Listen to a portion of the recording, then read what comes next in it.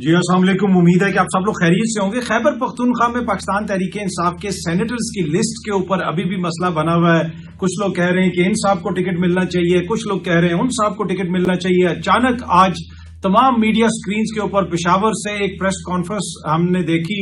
اس میں جو کارکن تھے وہ یہ کہہ رہے تھے کہ جناب اس میں بڑی زیادتی ہوئی اور کافی زیادہ بحث چل رہی ہے. میڈیا کے اوپر بھی اس پہ کافی بحث ہو رہی ہے. لیکن کیا آپ کو پتا ہے کہ دیگر جو سیاسی جماعتیں ہیں ان کے کینڈیڈیٹس کون ہیں, ان پہ کتنی بحث ہو رہی ہے؟ اس سے آپ اندازہ لگا لیں کہ پاکستان تحریک انصاف کے اندر جو ڈیموکریٹک کلچر ہے اور دیگر سیاسی جماعتیں جو باتیں کرتی ہیں وہاں پہ کیا صورتحال ہے. اب اگر آپ نون لیگ کی بات کریں, نون لیگ کے وہاں سے جو ایک کینڈیڈیٹ ہیں وہ امیر مقام صاحب کے صاحبزادے ہیں. امیر مقام صاحب کے جو بھائی ہیں وہ نون لیگ کے اپوزیشن لیڈر ہیں وہاں پہ خیبر پختونخوا کے اندر. لیکن کیا آپ نے دیکھا کہ کسی کے سر کے اوپر جوں بھی رینگی ہو, کسی صحافی نے اس پہ کوئی بات کی ہو, کہیں پہ کوئی بحث ہوئی ہو, کہیں پہ کسی کارکن نے کوئی اعتراض کیا ہو؟ کیونکہ گراؤنڈ پہ جو ان کی سپورٹ ہے اور جتنے لوگ ان کے ساتھ ہیں وہ سب کو پتا ہے. اسی طرح اگر آپ پیپلز پارٹی کی لسٹ دیکھیں, پیپلز پارٹی کی لسٹ میں طلحہ محمود صاحب ہیں. یہ پہلے JUIF سے سینیٹر تھے, ابھی حال ہی میں پچھلے سال یہ پیپلز پارٹی میں پھر شامل ہو گئے اور اب یہ پیپلز پارٹی کے وہاں سے کینڈیڈیٹ ہے. لیکن اس کے اوپر کوئی بات ہی نہیں کر رہا کہ کیوں ہے ایسا, کیسے ہو سکتا ہے کہ جناب ابھی آپ اس کے ساتھ تھے, ابھی آپ ادھر آگے. لیکن تحریک انصاف کی لسٹ کے اوپر میں دیکھ رہا ہوں مسلسل بحث ہو رہی ہے. اب جماعت کے اندر بھی اختلافات ہیں. جو کہا جا رہا تھا کہ وہ فارمولہ طے پا گیا ہے, اتنے اپوزیشن کے ہوں گے, اتنے KPK سے جو ہے PTI کے ہوں گے. اب اس میں المیہ یہ دیکھیں کہ یہ جو ساری سیٹیں وہاں سے ان کو دی گئی ہیں, مخصوص سیٹیں, اس کی بنیاد پہ یہ سینیٹرز آ رہے ہیں. یعنی وہ لوگ جو الیکٹڈ نہیں ہیں, جن کو وہاں کی عوام نے چنا ہی نہیں ہے. جو مخصوص سیٹیں بانٹی گئی ہیں, جو ان کے درمیان بانٹی گئی ہیں, ان کا عوام سے کوئی تعلق نہیں ہے. عوام نے ووٹ نہیں دیا تو عوام کے نمائندے جو نہیں ہیں وہ KP کی اسمبلی میں بیٹھے ہیں, اور وہ لوگ جن کو KP کے لوگوں نے ووٹ نہیں دیا اب وہ اپنی مرضی سے لوگ بھیجیں گے کچھ کدھر آپ کے سینٹ میں, اور وہاں پہ وہ KPK کی نمائندگی کریں گے.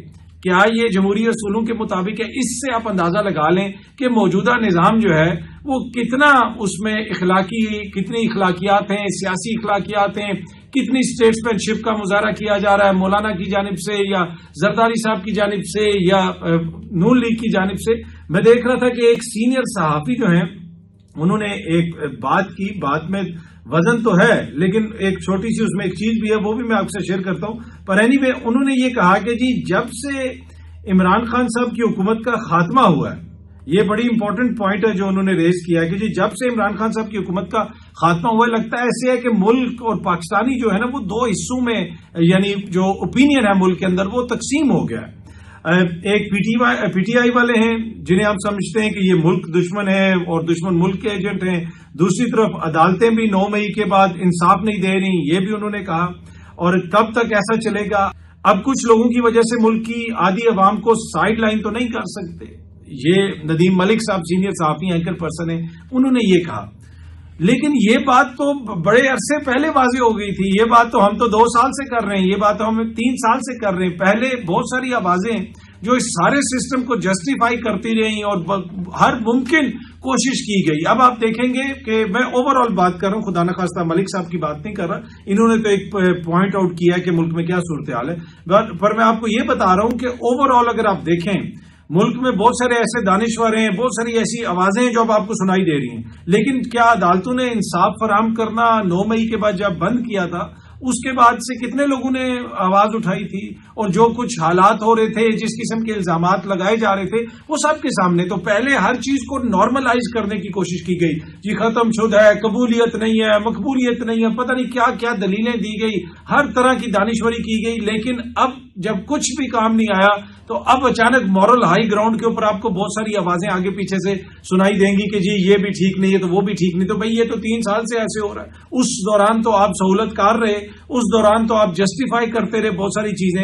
اس میں سیاسی لوگ بھی شامل ہیں, اس میں صحافی بھی شامل ہیں, اس کے اندر دانشور بھی شامل ہیں, اس کے اندر اور بھی بہت سارے لوگ شامل ہیں جو یہ سب کچھ کرتے رہے. لیکن اب جب چیزیں سنبھل نہیں رہی تو اب یہ کہہ رہے ہیں کہ جی یہ ہے وہ ہے. اب آپ چینی کی مثال لے لیں, فواد حسن فواد صاحب نون لیگ کے بڑے قریب ہیں, بیوروکریٹ ہیں. انہوں نے یہ کہا ہوا ہے جناب کہ یہ سامنے آپ دیکھ سکتے ہیں کہ چینی بحران میں ایک پہلو شامل کر لیں کہ درآمدی چینی نومبر کے آغاز میں پاکستان پہنچے گی, بالکل اس وقت جب نئی فصل کی خریداری کا عمل شروع ہو جاتا ہے، اور یوں جو مقامی کسان ہیں ان کو یہ مناسب قیمت نہیں دیں گے، کیونکہ یہ کہیں گے دیکھیں جی باہر سے اتنی چینی آئی ہوئی ہے، چینی وافر مقدار میں، ہمیں تو آپ کے گنے کی ضرورت ہی نہیں ہے۔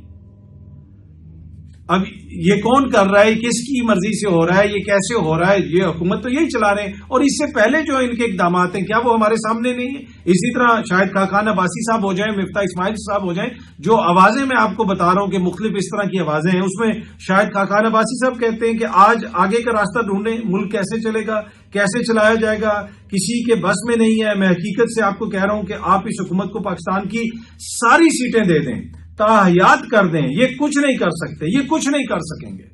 اس لیے کہ دیکھیں نظام جو ہے وہ اس وقت عوام کے نام پہ بنا ہوا ہے کہ ہم عوام کے ووٹوں سے آئے ہوئے ہیں، لیکن نہ ان کو ووٹ پڑا، ان کے درمیان سیٹیں بانٹی گئی، اور وہی چیز شاہد خاقان عباسی صاحب کہہ رہے ہیں کہ جناب ان کو اب ساری سیٹیں دے دیں، تاحیات کر دیں، لیکن اس کے باوجود بھی مسئلہ حل نہیں ہوگا، کیونکہ جدھر یہ آئے تھے، جدھر ملک کھڑا تھا، آج اگر آگے نہیں گیا تو پیچھے ضرور ہمیں جاتا ہوا نظر آتا ہے بہت سارے معاملات پہ۔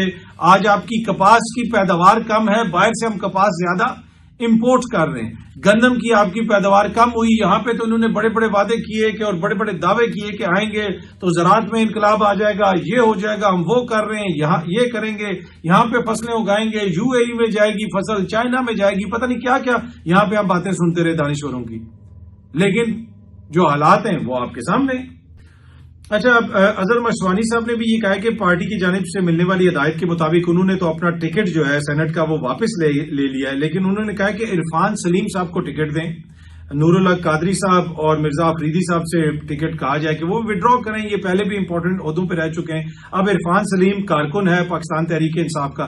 دیکھیں میں نے پہلے دن بھی کہا تھا کہ یہ جب سے بحث شروع ہوئی ہے اس میں بہت ساری باتیں آپ لوگوں نے سنی ہوں گی، اور میں نے اس وقت بھی عرض کیا تھا کہ اینڈ آف دا ڈے یہ ایک سیاسی جماعت ہے، یہ ان کا فیصلہ ہے، یہ کسی صحافی نے فیصلہ نہیں کرنا، ہم اس پہ رپورٹ کر سکتے ہیں، میں یہ نہیں کہہ سکتا کہ جناب وہ اس کو کر دو تو اس کو کر دو، اور اس کے لیے ایسا ہونا چاہیے، اس کے لیے ویسا ہونا چاہیے۔ یہ جماعت نے، انہوں نے فیصلہ کرنا، جو مرضی یہ فیصلہ کریں۔ ہاں، فیصلہ جب غلط ہوگا تو ہم اس کی تنقید کریں گے، ہم اس کا پوسٹ مارٹم کریں گے، صحیح ہوگا تو ہم اس کی تعریف کریں گے۔ ذاتی طور پہ میں سمجھتا ہوں کہ جو عرفان سلیم جیسے کارکن ہیں ان لوگوں کو ٹکٹ ملنے چاہیے۔ جو کارکن ہے جو قربانیاں دے رہا ہے، کیا وہ صرف قربانیاں دینے کے لیے بیٹھا ہوا ہے؟ یہ بات بھی بالکل بھونڈی ہے جی، مجھے کسی عہدے کی لالچ نہیں ہے۔ کیوں نہیں ہے بھائی؟ آپ ایک جماعت کے لیے قربانیاں دے رہے ہیں، یہاں پہ تو کوئی ویڈیو ایک چھوٹی سی بنا دے تو اس کو نون لیگ والے سینیٹر بنا دیتے ہیں، یہاں پہ تو چھوٹی چھوٹی چیزوں کے اوپر جناب سینیٹر اور پتہ نہیں کیا کچھ بنا دیا جاتا ہے، عہدے دے دیے جاتے ہیں، کسی کو کیا لگا دیا جاتا ہے، کسی کو گورنر لگا دیا جاتا ہے، کسی کو کیا، مطلب بہت ساری مثالیں میں دے سکتا ہوں۔ تو کیوں نہ عہدے دیے جائیں؟ وہ جو کارکن قربانی دیتے ہیں ان کا حق بنتا ہے کہ ان کو عہدے دیے جائیں۔ تو میرا تو یہ ہمیشہ سے موقف رہا ہے کہ جو جماعتوں کے کارکن ہوتے ہیں، جو لائل کارکن ہیں، چاہے وہ نون لیگ کا ہے، چاہے وہ پیپلز پارٹی کا ہے، JUIF کا ہے، چاہے وہ PTI کا ہے، ٹکٹ اس کو ملنا چاہیے۔ اچھا، اگر آپ JUIF کی بات کریں تو ایک بڑی امپورٹنٹ ڈیولپمنٹ ہوئی ہے، یہ سامنے آپ دیکھ سکتے ہیں، ایکسپریس نیوز بھی اس کو رپورٹ کر رہا ہے۔ مولانا صاحب نے کچھ کہا ہے، میں ذرا آپ کو پڑھ کے سناتا ہوں۔ ایکسپریس نیوز کے مطابق مولانا فضل الرحمان صاحب نے کہا ہے ہمیں حضرت عمر کا انصاف اور حضرت صدیق اکبر کی صداقت اپنانا ہوگی، یہ مولانا فضل الرحمان صاحب نے کہا ہے۔ اور کس موقع پہ کہا ہے؟ بڑے امپورٹنٹ موقع پہ انہوں نے یہ بات کی ہے۔ JUI کے رہنما مولانا فضل الرحمان صاحب نے کہا کہ ہمیں حضرت عمر رضی تعالیٰ عنہ کا انصاف اور صدیق اکبر رضی تعالیٰ عنہ کی صداقت اپنانا ہوگی۔ آئندہ سے راولپنڈی اور اسلام آباد فخر کھوکر کے حوالے ہو گیا ہے۔ مولانا مفتی محمود نے جو علم اٹھایا تھا وہ اسے بلند رکھیں گے۔ فرق کھوکر کی شمولیت خطے کے لیے تبدیلی ہے۔ اب مولانا صاحب نے یہ جو بات کی ہے، جناب فرق کھوکر صاحب جو ہیں انہوں نے JUIF میں شمولیت اختیار کر لی ہے، اور اس موقع کے اوپر انہوں نے صدیق اکبر رضی تعالیٰ عنہ کی صداقت کی بات کی، حضرت عمر رضی تعالیٰ عنہ کی کے انصاف کی بات کی۔ اور یہ فرق کھوکر صاحب جو ہیں پہلے غالباً شاید پیپلز پارٹی میں تھے، اور کوئی ان کے جو والد صاحب ہیں غالباً تاجی کھوکر جو ہیں وہ بھی کوئی معروف سماجی ورکر تھے اس ایریے کے۔ مجھے زیادہ ان کا یہ نہیں پتا کہ کبھی انہوں نے الیکشن لڑا یا نہیں لڑا، لیکن ان کی جو ان کے کزنز وغیرہ ہیں، حاجی نواز کھوکر صاحب وہ جو ہیں وہ بھی اسپیکر رہ چکے ہیں۔ پر اینی وے فرق کھوکر صاحب کی شمولیت ہوئی ہے JUIF میں، اور اس موقع کے اوپر مولانا صاحب نے حضرت عمر فاروق رضی تعالیٰ عنہ کے انصاف کا ذکر کیا، اور حضرت صدیق اکبر رضی تعالیٰ عنہ کی صداقت کا ذکر کیا ہے اور کہا ہے کہ یہ خطہ فرق کھوکر کے حوالے اور وہ مولانا مفتی محمود صاحب کا جو ہے وہ علم بلند رکھیں گے. تو یہ ایک بڑی پیش رفت ہوئی ہے جی JUIF میں ایک لیڈر نے شمولیت اختیار کی ہے. اچھا یہ آج اخبار میں چھپا ہوا ہے اشتہار کہ NHA نے اپنے ریونیو میں بہت بڑا کوئی اضافہ کر لیا ہے. ساتھ یہ سامنے آپ دیکھ سکتے ہیں علیم خان صاحب کا بھی اشتہار چھپا ہوا ہے, تصویر وزیر اعظم صاحب کی بھی تصویر چھپی ہوئی ہے. اب NHA جو ہے یہ نیشنل ہائی وے اتھارٹی, یہ غالباً ٹول پلازے وغیرہ بھی ان کے انڈر ہیں. اگر آپ دیکھیں کہ ٹول میں کتنا اضافہ ہوا ہے, اسلام آباد سے جو لوگ موٹر وے پہ جاتے ہیں کتنا اس میں اضافہ ہوا ہے حالیہ عرصے میں. جو لوگ سفر کرتے ہیں ان کو پتا ہے, مجھے آپ کو بتانے کی ضرورت نہیں.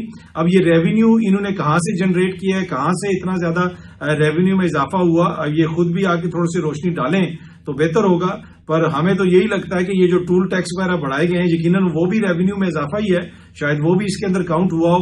باقی جو کارکردگی ہے حکومت کی, اس دن میرے پروگرام میں بات کر رہا تھا, ڈان نیوز کے صحافی ہیں ثناء اللہ صاحب, انہوں نے بتایا کہ جو گیس کی قیمت ہے اس جب سے یہ لوگ آئے ہیں اقتدار میں, یہ تجربہ کار, جو گیس کی قیمت ہے اس میں 1200% تک اضافہ ہو گیا. انہوں نے بتایا, ثناء اللہ صاحب نے بتایا کہ جو پہلے MBBTU کچھ اس طرح گیس کی ایک جو یونٹ ہوتی ہے وہ کوئی 149 روپیز کی تھی, اب وہ کوئی 1800-1900 روپے کے قریب ہے.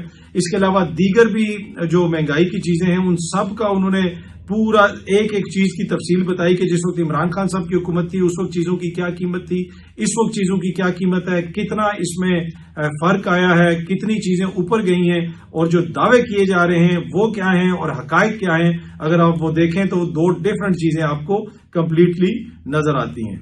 اب جو ثناء اللہ صاحب نے اعداد و شمار بتائے ہیں اس میں گیس کا تو میں نے آپ کو بتا دیا کہ 1200% اضافہ ہوا ہے, اور یہ سرکاری اعداد و شمار ہیں, جو گورنمنٹ کا ادارہ شماریات ہے یہ اس کے اعداد و شمار ہیں.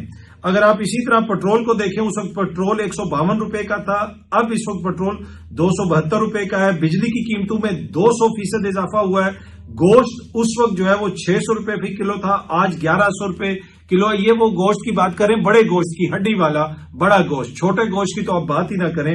اسی طرح اگر آپ آٹے کے تھیلے کی بات کریں, 20 کلو آٹے کا تھیلا عمران خان صاحب کے دور میں 988 روپے یا بہت میکسیمم 1000 روپے کا مل جاتا تھا, آج وہ 1900 روپے کا ہے.